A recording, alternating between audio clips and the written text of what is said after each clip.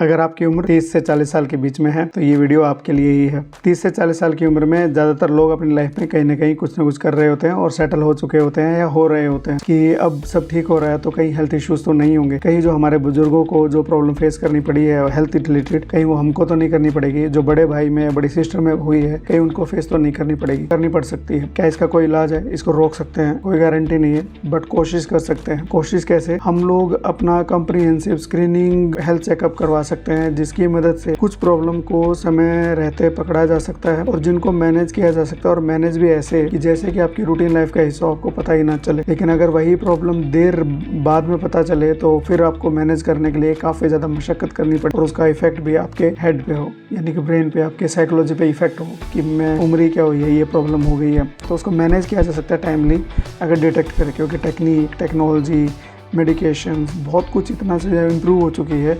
अगर आप समय रहते चीज़ों को साइंटिफिकली सोचें, साइंटिफिकली एक्शन ले, तो बहुत आसानी से मैनेज किया जा सकता है। इस वीडियो में मैं उन सब स्क्रीनिंग टेस्ट के बारे में बताऊंगा मोटे मोटे तौर पे, जो एक इंसान को जो 30-35 साल से बड़ी उम्र के जो लोग हैं उनको अपने जहन में रखना चाहिए और जरूरत लगे, जरूरत अनुसार आपको ये सब चीज़ें करनी चाहिए। तो सबसे जो पहला जो इम्पोर्टेंट चीज़ है कि अगर आपके फैमिली में हिस्ट्री है उस चीज़ की, प्रॉब्लम की, तो आपको ज़्यादा फ्रिक्वेंटली वो चीज़, उसके टेस्ट जो है करवाने चाहिए, करवाने की जरूरत पड़ सकती है। उससे रिलेटेड कोई भी लक्षण है, कोई भी सिम्टम है, आपको कभी भी इग्नोर नहीं करना चाहिए, क्योंकि आपकी फैमिली में हिस्ट्री है तो जेनेटिकली ऑलमोस्ट सारी डिजीज ही जेनेटिकली डिटरमाइंड होती है, खासतौर से वो डिजीज जिनका हम लोग स्क्रीनिंग करते हैं। तो ये बात ध्यान रखिए। तो सबसे पहले आता है ब्लड प्रेशर। करने के लिए बहुत ज्यादा लंबा चौड़ा तामझाम नहीं चाहिए। घर में बीपी इंस्ट्रूमेंट लेके आ जाइए, आजकल तो डिजिटल भी आते हैं, उसके थ्रू जो है आपके मोबाइल पे, आपके वॉच पे सब कुछ वो है रीडिंग आती रहती है।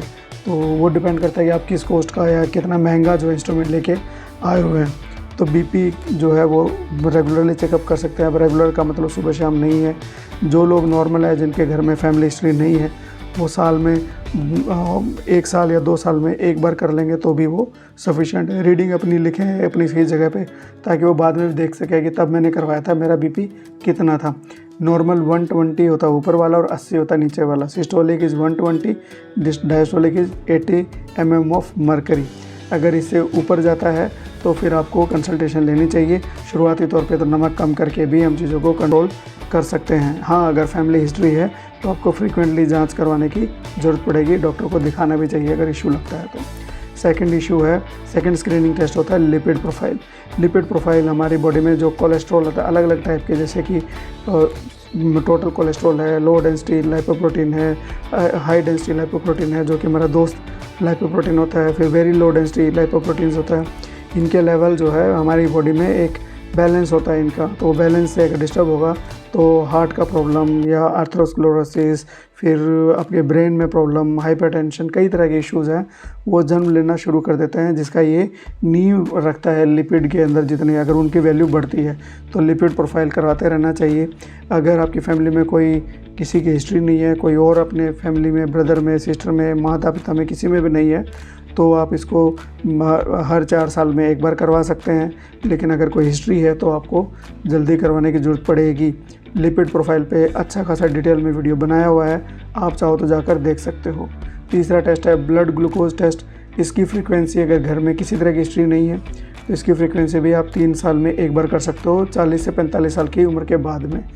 अगर घर में हिस्ट्री है या फिर आपको बहुत ज़्यादा ओबेसिटी है, आपका बॉडी मास इंडेक्स बहुत ज़्यादा है, फैमिली हिस्ट्री है, या आपको हाई ब्लड प्रेशर की प्रॉब्लम रहती है, तो आपको इसको ज़्यादा जल्दी करवाने की ज़रूरत पड़ेगी, क्योंकि बीपी के साथ में शुगर की प्रॉब्लम भी काफ़ी ज़्यादा देखी जाती है। चौथा टेस्ट है बॉडी मास इंडेक्स। इसमें किसी डॉक्टर की ज़रूरत नहीं है आपको, तो आपको अपनी हाइट चाहिए और अपना वेट चाहिए, बस उन्हीं का जो है अपना कैलकुलेशन बना के BMI चेक करना अपना। और BMI चेक करने के लिए ऑनलाइन भी होते हैं, उसमें वेट डालो, हाइट डालो, वो अपने आप ऑटोमेटिकली चेक करके दे देगा। आपको ये भी बता देगा कि आपका BMI नॉर्मल है या आपका BMI ज़्यादा है। तो अगर BMI अगर ज़्यादा आ रहा है तो ये एक स्टार्टिंग पॉइंट हो सकता है आप अपना थोड़ा ध्यान ज़्यादा रखने के लिए रेगुलर विजिट अपनी जो है स्क्रीनिंग टेस्ट वगैरह आप करवा सकते हैं। इसके अलावा वेस्ट सरकमफ्रेंस भी होता है। वेस्ट सरकमफ्रेंस भी काफ़ी हेल्पफुल होता है। तो BMI और वेस्ट सरकमफ्रेंस दोनों ही हेल्पफुल होते हैं, बट वेस्ट सरकमफ्रेंस आमतौर पे हम लोग खुद से नहीं नाप पाते हैं, बट ये BMI जो है आराम से इसको मैनेज किया जा सकता है। ज़्यादा BMI का मतलब है कि it is in itself an indication कि आप प्रोन हो हाइपरटेंशन के लिए, प्रोन हो डायबिटीज़ के लिए, और सारी नॉन कम्युनिकेबल डिजीज़ जो है जो हमारे शरीर में होती है बिना किसी इन्फेक्शन के, या हमारे लाइफस्टाइल की वजह से होती है, या फैमिली हिस्ट्री की वजह से होती है, उन सब के चांसेस है बढ़ा देता है अगर ज़्यादा BMI होता है तो। और अगर आपने BMI अपना कंट्रोल कर लिया तो इन सब का रिस्क भी ऑटोमेटिकली कम हो जाएगा। 5वें नंबर पे आता है prostate specific antigen PSA test. Prostate एक जिसको गदूद बोलते हैं आम लैंग्वेज में, ये बेसिकली जो हमारे जो सीमन होता है या हमारा जो ट्रैक्ट होता है स्मूथ बनाए रखने के लिए, उसके लिए बड़ा ज़रूरी होता है। और कई बार जैसे प्रोस्टाइटिस होती है, इसमें इन्फ्लेमेशन भी हो जाती है, इन्फेक्शन भी हो जाती है, कई बार इसका साइज़ भी बढ़ जाता है, जिसकी वजह से जो हमारा पेशाब की नलकी है उस पर दबाव डालता है, तो इसमें बार बार पेशाब करने का मन करता है और पेशाब भी खुल के नहीं आता है, तो वो होती है बिनाइन प्रोस्टेटिक हाइपरट्रॉफी। उसके अलावा 50 साल की उम्र के बाद में प्रोस्टेट का कैंसर का रिस्क भी बढ़ जाता है, एवरेज रिस्क जो है थोड़ा बढ़ जाता है।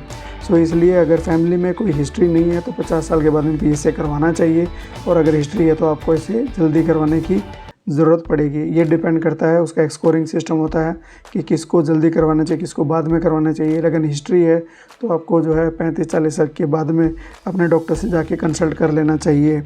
6ठे नंबर पे आता है कोलोरेक्टल कार्सिनोमा। कोलन और रेक्टम जो गुदा का रास्ता और उससे ऊपर वाला जो कोलन का पार्ट जो है, उसके अंदर भी बहुत लोगों में जो है कैंसर जैसी प्रॉब्लम पनपती है, और ये ज़्यादातर देखे जाते हैं 45 के बाद में इसका रिस्क जो है बढ़ जाता है।